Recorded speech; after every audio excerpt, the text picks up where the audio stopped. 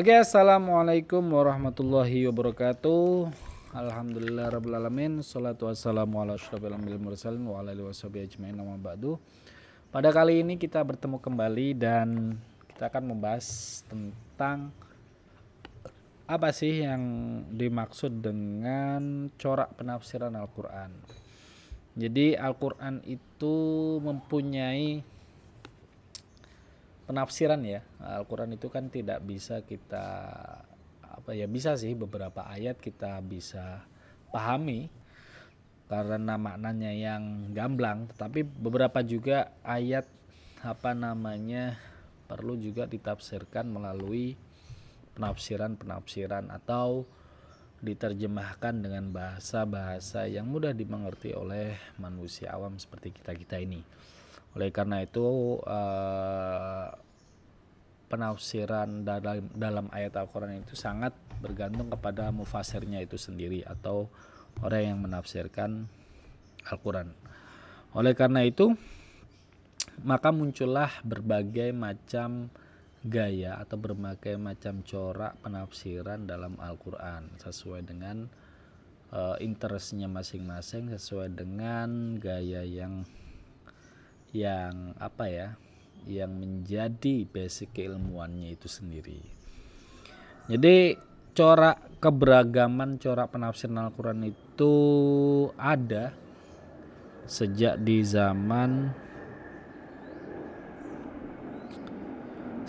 zaman Khalifah Daulah Abbasiyah atau Khalifah Harun Ar-Rasyid tepatnya, dan juga diteruskan oleh Al-Ma'mun.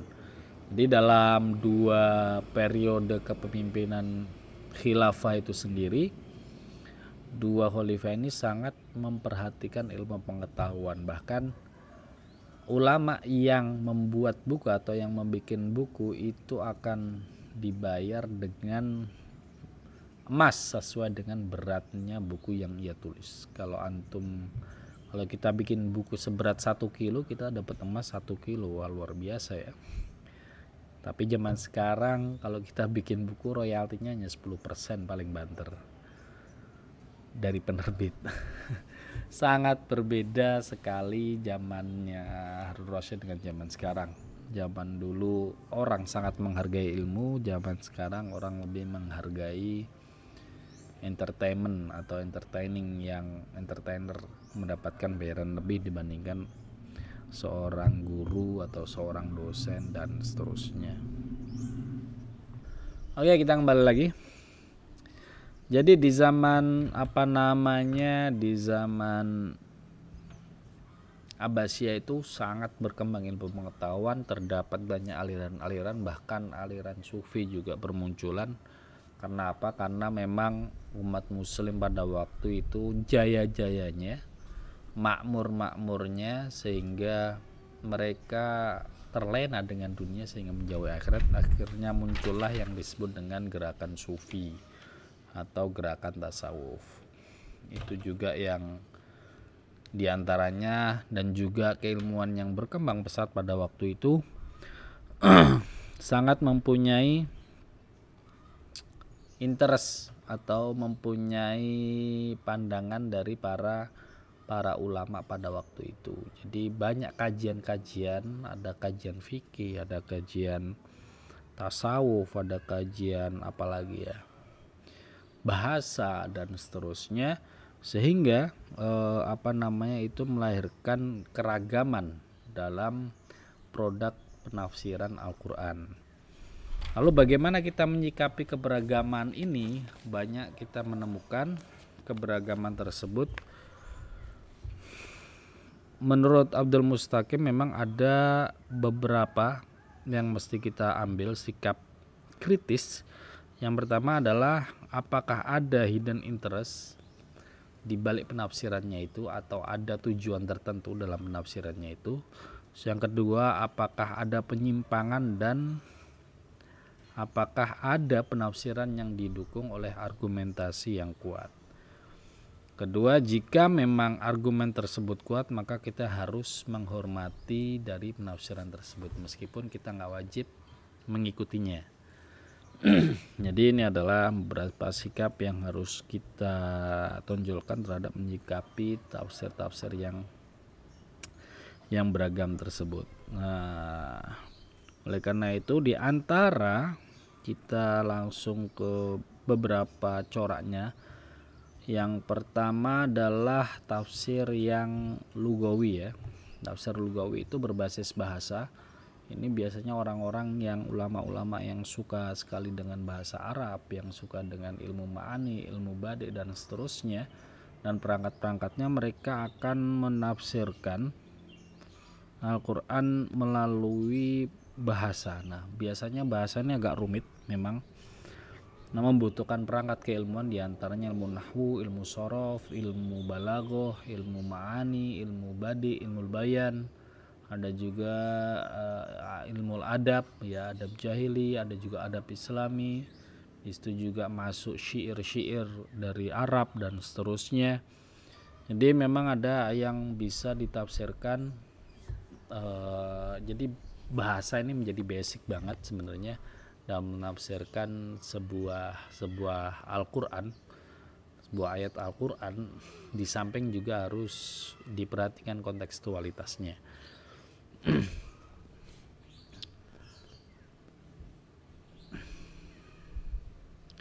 Di antaranya adalah ada beberapa penafsiran, contohnya itu adalah di sini ghairul maghdubi alaihim waladdallin.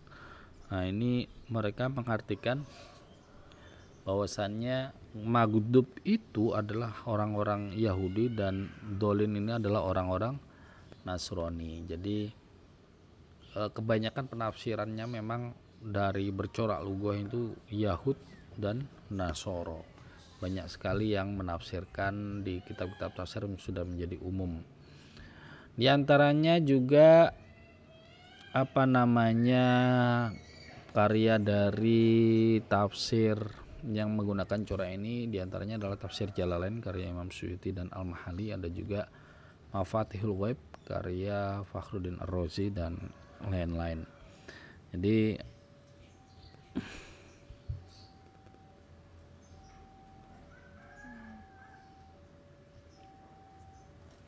Jadi penafsiran yang bercorak lugawi banyak sekali. Di penafsirannya Ibnu Asyur juga banyak menggunakan bahasa dan balaghahnya. Balaghahnya juga luar biasa. Kami sangat kagum ya, yang berbeda dengan penafsiran yang lainnya. Boleh dicek di tafsir Ibnu Asyur At-Tahrir wa Tanwir, itu juga salah satunya. Terus yang kedua adalah bercorak ilmu pengetahuan. Nah, tafsir ilmi ini adalah tafsir yang belakangan ini cukup populer. Kenapa menjadi populer? Karena momentumnya sangat tepat. Abad 20, abad 21 itu merupakan abad ilmu pengetahuan. Oleh karena itu banyak sekali penemuan-penemuan baru, penemuan-penemuan yang inovatif yang diteliti oleh para ilmuwan, baik ilmuwan muslim maupun ilmuwan barat, baik orang yang non muslim maupun yang muslim itu sendiri, terhadap ayat-ayat Al-Quran ataupun cocok dengan ayat Al-Quran yang pada masa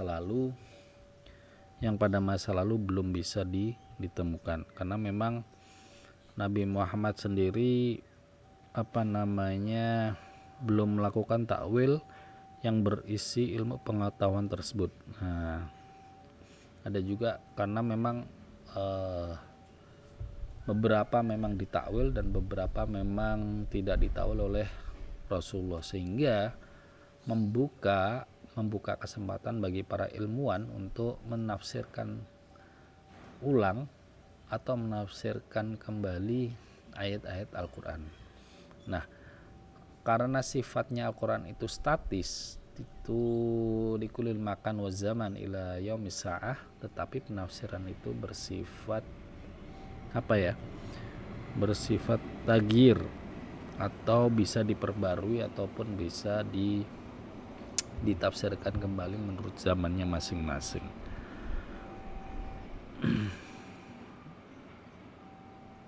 Tentu saja Orang tafsirul ilmi ini juga didukung oleh beberapa imam seperti juga tafsir ilmi Imam Ghazali dalam kitabnya Ihya Ulumuddin dan Jawahirul Quran. Beliau mendukung tentang tafsir ilmi. Ulama lain juga Faruddin Ar-Razi banyak melakukan pembahasan yang menyangkut filsafat, teologi, ilmu alam, astronomi, kedokteran dan lain sebagainya di dalam tafsirnya Mafatihul Ghaib. Itu diantara dua tokoh yang mendukung tentang tafsirul ilmi. Jadi memang ada ayat-ayat yang sesuai dengan momentumnya pada hari ini. Contohnya juga yang kemarin kita bahas, yaitu tentang bagaimana cara melahirkan proses kehamilan dari anak manusia sampai dia melahirkan. Ada juga tentang astronomi, ada juga tentang geografi yang ditemukan oleh orang Mesir, kalau nggak salah orang Arab pada waktu itu, yang nggak sengaja pertama dia ingin menentukan arah kiblat, tapi setelah meneliti ternyata menemukan bahwasannya Makkah Mukarramah itu menjadi pusat bumi ya, pusat bumi dari segala penjuru. Jadi bukan Greenwich. Kalau Greenwich itu jadi patokan waktu karena dia mempunyai basicnya itu penjajahan. Mereka ingin mempropaganda bahwasannya center of the world is in Greenwich. Tapi ternyata yang sesuai dengan ilmu pengetahuan modern yang dipakai adalah Mekah, ternyata Mekkatul Mukarramah. Oleh karena itu waktu dunia sekarang beragam, gak cuma London, New York, tetapi Al-Quran Mekah itu menjadi acuan waktu bagi umat Islam sekarang ini. Terus ada juga beberapa, kemarin juga kita bahas tentang masalah perkawinan tumbuhan, itu juga dijelaskan dalam Al-Quran dan seterusnya. Jadi banyak sekali memang hal-hal yang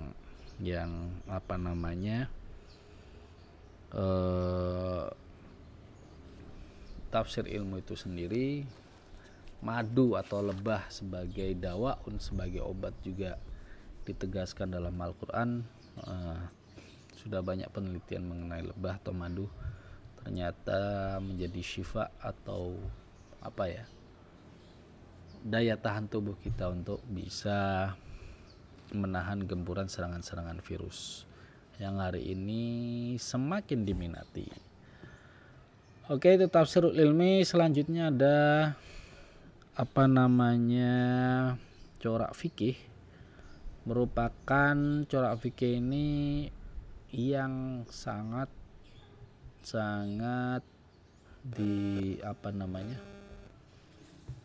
corak fikih ini merupakan yang tertua.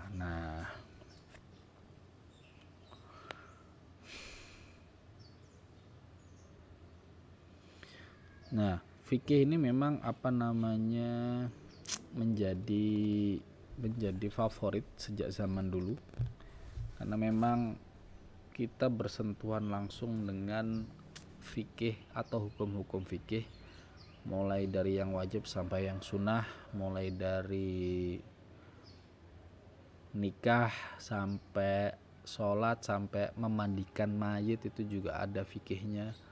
Seluruh kehidupan kita dari bangun tidur sampai tidur lagi itu ada fikihnya. Oleh karena itu aktualisasi dalam ilmu fikih ini menjadi daya tarik bagi para ulama sejak zaman dahulu kala, sejak zaman sahabat hingga hari ini. Dan beberapa dalam melahirkan produk-produk fikih itu sendiri tentu saja diperlukan pendalaman ilmu fikih ya. Selain ilmu bahasa, ilmu usulul fiqh, ilmu fikih madhab al-arba'ah, itu juga harus mendalami hadis dan lain sebagainya. Banyak sekali perangkat-perangkat yang harus diperhatikan oleh para penafsir dalam ilmu fikih. Di antaranya memang ada produk baik merupakan dalam bentuk tahlili maupun maudhu'i. Di antaranya adalah Ahkamul Quran karya Al-Jassas, seorang faqih bermadzhab Hanafi. Ahkamul Quran juga karya Ibnul Arabi. Al-Jami' lil Ahkamul Quran karya Imam Al-Qurtubi. Ahkamul Quran karya Asy-Syafi'i, dan masih banyak lagi mufassir yang lainnya.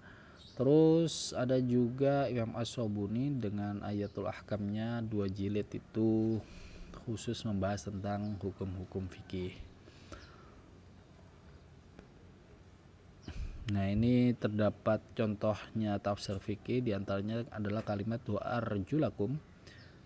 Jika dibaca fathah atau mansub, maka yang wajib dilakukan pada kaki ketika berwudu adalah membasuh, bukan mengusap. Tapi kalau wa arjulikum atau kasrah, maka yang wajib hanya mengusap saja. Ini adalah diantara perbedaan kalimat dalam menafsirkan secara fikih. Mau ngikut yang mana? Silakan mengikut mazhabnya masing-masing biar mudah. Kalau kita sebagai orang awam, kita hanya ikut aja dengan produk mazhabnya Imam Syafi'i atau Imam Maliki atau Imam Hambali. Jadi kita nggak usah bingung-bingung lagi, karena itu pekerjaannya para ulama yang sudah tingkat keilmuannya luar biasa. Nah, sebenarnya banyak sekali mazhab-mazhab lain selain mazhab Syafi'i, tapi yang terkenal dan penyebarannya adalah dari 4 mazhab ini. Jadi kalau misalnya ada perbedaan pendapat dalam hal furu'iyah di antara 4 mazhab ini, nggak usah kita berdebat lebih lanjut, toh juga salah satunya pasti benar. Yang paling penting adalah kita berdebat di masalah usuliyah. Nah, ini kalau misalnya Tuhannya ada 3 atau 1, maka kita wajib berdebat bahwasanya Tuhan kita adalah 1. Terus yang terakhir adalah corak al-adab al-ijtimai. Adab ijtimai adalah maksudnya berorientasi kepada sastra, budaya atau social culture yang dimulai dari Muhammad Abduh. Jadi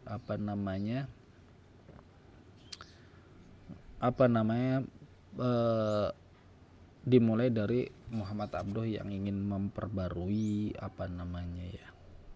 memperbarui kehidupan Muslim atau Islam, yang ingin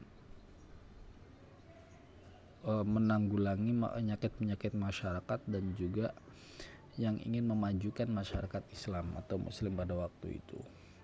Karena kita sangat ketinggalan dengan Barat, karena itu perlu penafsiran ulang yang sesuai dengan konteksnya kekinian. Karena Muhammad Abduh dibagai sebagai pembaru oleh tokoh Mesir dalam dunia Islam ya. Tokoh baru di sini ingin memajukan sesuai dengan konteks sosial budaya pada waktu itu, sehingga penyakit-penyakit yang ada di dalam tubuh orang Muslim ini, penyakit sosialnya ingin diuraikan kembali dalam bentuk penafsiran dan bagaimana cara menanggulanginya.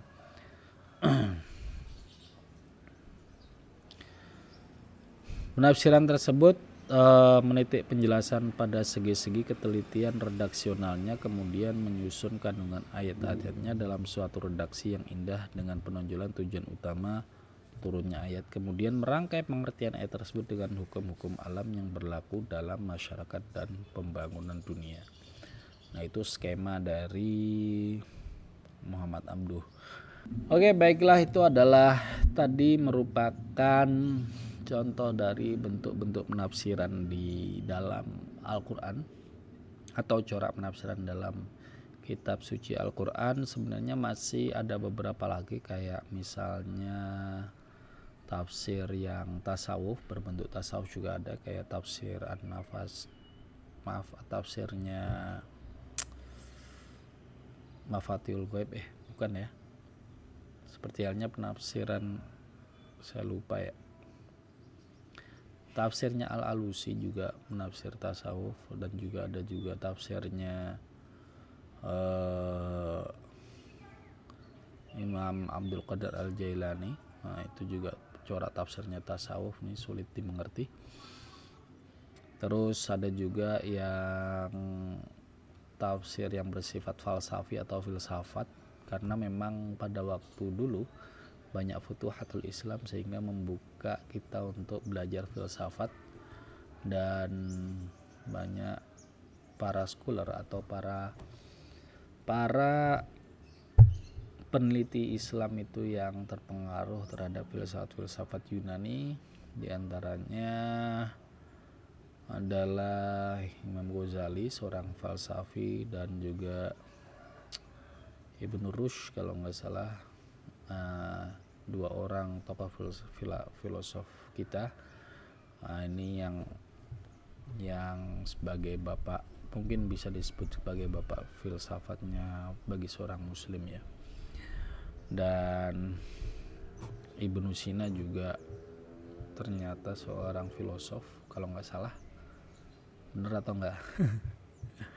Oke, jadi ada juga tafsir yang menggunakan falsafi. Ya kalau salah mohon dibenarkan, kalau misalnya ada kurang mohon ditambahkan. Wabillahi wa taufiq wal hidayah. Assalamualaikum warahmatullahi wabarakatuh. Sampai jumpa lagi.